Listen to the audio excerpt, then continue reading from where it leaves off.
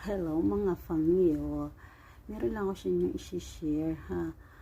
Bago kasi ako nag-abroad OFW dito sa Taiwan, gumawa ako ng dalawang notes, isang advantage and disadvantage.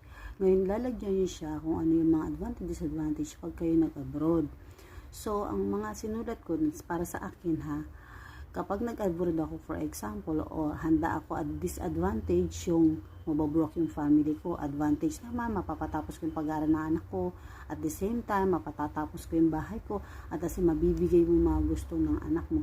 Yun po yung mga dapat natin considered, kasi po pag ikaw nasa abroad, especially dito sa Taiwan, malungkot, alam niyo na mga homesick, mahirap labanan ang tukso. So, hindi ko naman po nilalahat, pero pagkakapit kayo sa kanya, oo, maiiwasan ninyo. Pero kung mahina po kayo at alam naman natin lahat tayong mga babae mahihina, pero kakapit